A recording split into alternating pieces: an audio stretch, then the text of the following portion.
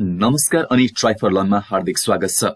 विक्रम सम्वत 2077 साल फागुन 26 गते बुधबार तदनुसार 2021 मार्च 10 वेनेसडेको दिनमा गोरखापत्रको ज्ञानसागर पृष्ठ अन्तर्गत प्रस्तुत गरिएका वस्तुगत प्रश्नोत्तरहरू यस प्रकार रहेका छन्। प्रश्न नम्बर 1, संयुक्त राष्ट्र संघको विकास नीति समिति सीडीपीले नेपाललाई कति अवधिको तयारी समय दिएर विकासशील मुलुकमा स्तरोन्नतिका लागि सिफारिस गरेको छ? 5 वर्षसम्म सन् 2026। संयुक्त राष्ट्र संघीय विकास नीति समिति सीडीपीले नेपाललाई विकासशील देशमा स्तरोन्नतिका लागि सिफारिस गरेको छ। नेपाल अब अति कम विकसित देशबाट विकासशील देशमा स्तरोन्नति हुने भएको छ, तर यसका लागि समय भने केही पर सारेको छ। नेपालले 5 वर्षको सहुलियतपूर्ण समय पाएको छ। सन् 2021 फेब्रुअरी 22 देखि 26 सम्म चलेको सीडीपीको त्रैमासिक समीक्षाका क्रममा नेपालले कम विकसित देशबाट विकासशील देशमा स्तरोन्नतिका लागि मापदण्ड पूरा गर्दै रहेको पाइएकोले तयारीका लागि 5 वर्ष समय दिएर यो सिफारिस गरिएको स्पष्ट पारेको। अल्प विकसित मुलुकबाट विकासशील मुलुकमा स्तरोन्नति हुन संयुक्त राष्ट्र संघले आय, आर्थिक जोखिम र मानव सम्पत्तिसँग सम्बन्धित 3 वटा मापदण्ड तोकी सो अनुसारका सूचक पूरा हुनुपर्ने शर्त राखेको भए पनि 2 वटा मापदण्ड मात्र पूरा भए स्तरोन्नति हुन सकिने प्रावधान छ। आर्थिक जोखिम तथा मानव सम्पत्ति सूचकमा तोकिएको न्यूनतम अंक थ्रेसहोल्ड कायम भएकोले नेपाल सन् 2015 मै अल्प विकसित मुलुकबाट विकासशील मुलुकमा स्तरोन्नतिका लागि योग्य थियो, तर नेपालकै अनुरोधमा यस्तो स्तरोन्नतिलाई स्थगन गरिएको थियो। स्तरोन्नतिको महत्वपूर्ण सूचक प्रतिव्यक्ति आम्दानीमा भने नेपाल अहिले पनि न्यूनतम सीमा अंक भेट्न सकेको छैन। स्तरोन्नतिका लागि प्रतिव्यक्ति आय $1230 अमेरिकी वार्षिक हुनुपर्नेमा पछिल्लो मानव विकास सूचकांक अनुसार नेपालको प्रतिव्यक्ति कुल राष्ट्रिय आय $1027 अमेरिकी मात्रै रहेकाले यसलाई वृद्धि गरी न्यूनतम बिन्दुमा पुर्याउनु पर्ने दायित्व तथा चुनौती नेपालका अगाडि रहेको छ। राष्ट्रसंघको प्रचलन अनुसार नयाँ स्तरोन्नत मुलुकले थप 3 वर्ष तयारीका लागि समय पाउने प्रावधान छ।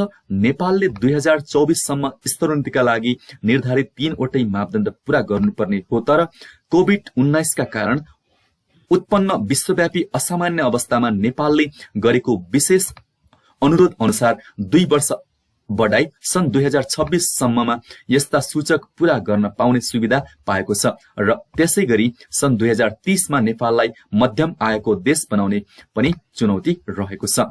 प्रश्न नम्बर 3, अमेरिकी सरकारद्वारा प्रदान गरिएको अन्तर्राष्ट्रिय साहसी महिला पुरस्कार प्राप्त गर्ने नेपाली किशोरी को हुन्? मुस्कान खातुन। तेजाब आक्रमणमा परेकी खातुन तेजाब आक्रमण अन्त्यको अभियानमा लागेकी सोही कार्यको उच्च मूल्याङ्कन गर्दै उनलाई सो सम्मान गरिएको र धम्की र सामाजिक दबावको सामना गर्दै मुस्कानले तेजाब आक्रमण विरुद्ध कडा कानून र सजायका लागि पहल गर्दै आएकी।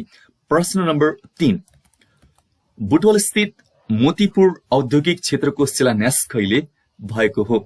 विक्रम सम्वत 2077 फाल्गुन 21 गते। प्रश्न नम्बर 4, फ्रान्सका पूर्व राष्ट्रपति निकोलास सार्कोजीलाई न्यायाधीशलाई घुस दिने प्रयास गरेको आरोपमा 3 वर्ष जेल सजायको फैसला कहिले सुनाइएको हो? सन् 2021 मार्च 1 मा।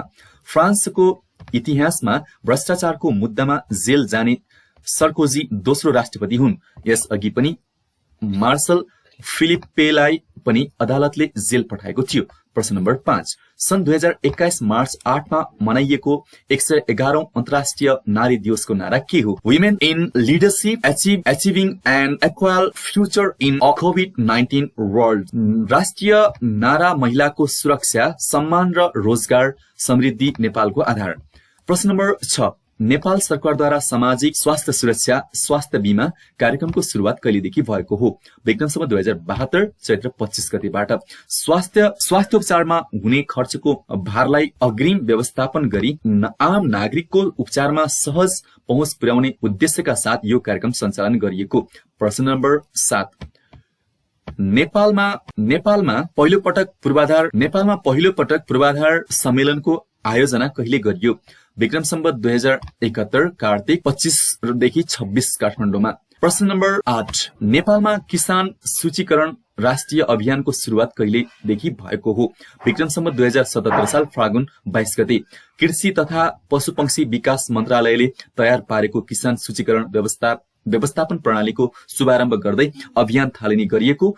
सूचीकरण अभियान पश्चात सरकारबाट उपलब्ध हुने सेवा सुविधा वास्तविक किसानले पाउने विश्वास गरिएको। युरोपियन युनियनको सहयोगमा किसान सूचीकरण व्यवस्थापन प्रणाली कार्यक्रम सञ्चालन भएको। प्रश्न नम्बर 9, राष्ट्रिय अरनिको सम्मान 2077 कसलाई प्रदान गरियो?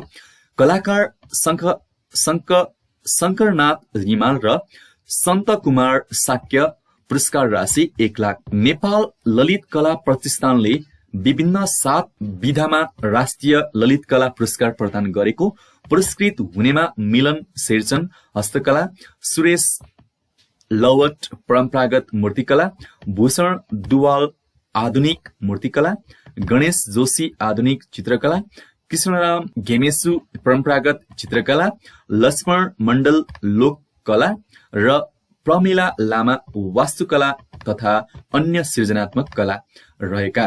पुरस्कारको राशि जनही 60,000 रुपियाँ रहेको। त्यस्तै कलाकार केशव खनाललाई ललित कला राष्ट्रिय पत्रकारिता पुरस्कार 2077 एवं लय मैनालीलाई ललित कला राष्ट्रिय लेखन पुरस्कार 2077 प्रदान गरिएको। प्रश्न नम्बर 10, युरो 3 केसँग सम्बन्धित छ? सवारी मापदण्डसँग। प्रश्न नम्बर 11, इनवार केसँग सम्बन्धित छ? बाँस र वेदवास। प्रश्न नम्बर 12, एमनेस्टी इन्टरनेशनलको स्थापना कहिले भएको हो? सन् 1961। वैचारिक आस्था एवं राजनैतिक तथा धार्मिक मतभेदका कारण बन्दी बनाइएकाको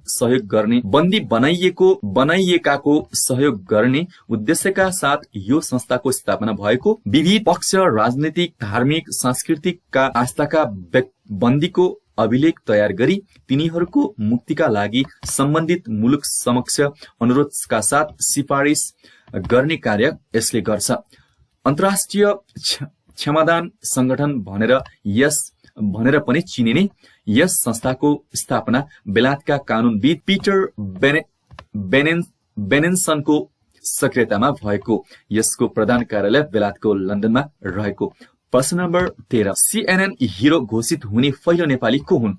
अनुराधा कोइराला। दोस्रो नेपाली पुष्पा बस्नेत। प्रश्न नम्बर 14, नेपाल सरकार र नेत्रविक्रम चन्द्र विप्लव नेतृत्वको नेपाल कम्युनिस्ट पार्टी बीच शान्ति सम्बन्धी 3 बुँदे सहमति पत्रमा हस्ताक्षर कहिले भएको हो? विक्रम सम्वत 2077 फागुन 21 गते। प्रधानमन्त्री केपी शर्मा ओली र नेकपाका महासचिव विप्लवको उपस्थितिमा फागुन 21 मा गृहमन्त्री तथा सरकारी वार्ता टोलीका प्रमुख रामबहादुर थापा बादल र नेकपाका प्रवक्ता तथा वार्ता टोली प्रमुख खड्गबहादुर विश्वकर्मा प्रकाण्डद्वारा 3 बुँदे सहमति पत्रमा हस्ताक्षर गरिएको। सरकारी र विप्लव समूहको वार्ता टोली 20 गते 3 बुँदे सहमति भएको थियो। सो सहमतिलाई फागुन 20 गते बसेको मन्त्री परिषद बैठकले पारित गर्दै विप्लव समूहमाथि लाग्दै आएको प्रतिबन्ध फुकुवा गर्ने निर्णय गरेको थियो। प्रश्न नम्बर 15, ब्लड मनी भनेको के हो? मृत्युदण्डको सजाय पाएको व्यक्तिको पक्षले पीडित पक्षलाई क्षतिपूर्ति दिए आरोपी पक्षलाई बचाउने गरी दुवै पक्षको हित गरिने रकमको आदान प्रदान। प्रश्न नम्बर 16, संयुक्त राष्ट्र संघीय मानवाधिकार आयोगद्वारा नेपाल सम्बन्धी प्राविधिक सहयोग र परामर्श सेवा सम्बन्धमा पारित प्रस्तावलाई के भनी चिनिन्छ? आइटम 19, मर्स नामक विश्व प्रसिद्ध मर्स नामक श्वास प्रश्वास सम्बन्धी रोग सन् 2015 मा कुन देशमा देखा परेको थियो? दक्षिण कोरियामा। प्रश्न नम्बर 19 पर्वतारोहणका लागि खुला गरिएको नेपालको पहिलो हिमाल कुन हो? अन्नपूर्ण हिमाल।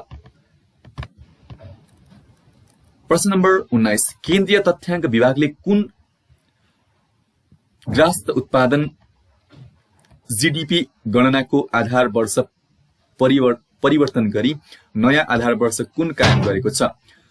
सन् 2010-11। हालको राष्ट्रिय लेखा तथ्याङ्कको आधार वर्ष सन् 2000 र 2001 प्रतिस्थापन गरी नयाँ आधार वर्ष कायम गरिएको। नयाँ आधार वर्षपछि देशको अर्थतन्त्रको आकार बढेको छ। विभागका अनुसार सन् 2000 र सन् 2001 लाई आधार वर्षभन्दा अर्थतन्त्रको आकार 37 खर्ब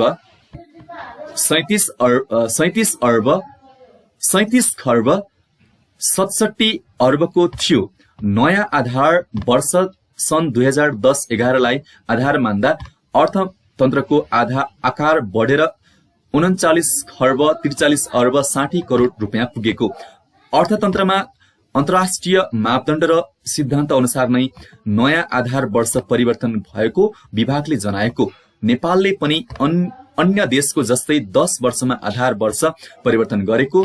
केही विकसित देशले भने 3 देखि 5 वर्षमा आधार वर्ष परिवर्तन गर्दै आएको पाइन्छ। नेपालको इतिहासमा यो 5औं आधार वर्ष हो।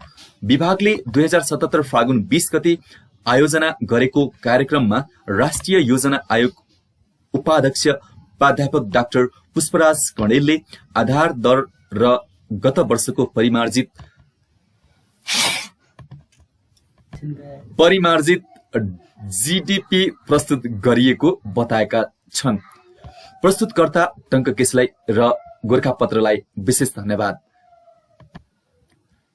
हरेक हप्ताको गोरखापत्रमा प्रस्तुत गरिएका ज्ञानसागर अन्तर्गतका वस्तुगत र विषयगत प्रश्नोत्तरका लागि हाम्रो च्यानलमा जोडिन सक्नुहुन्छ र सँगसँगै यहाँहरूले लोकसेवा, शिक्षक सेवा, बैंकिङ तयारीका कक्षाहरू पनि अनलाइनमा हेर्न सक्नुहुनेछ। धन्यवाद।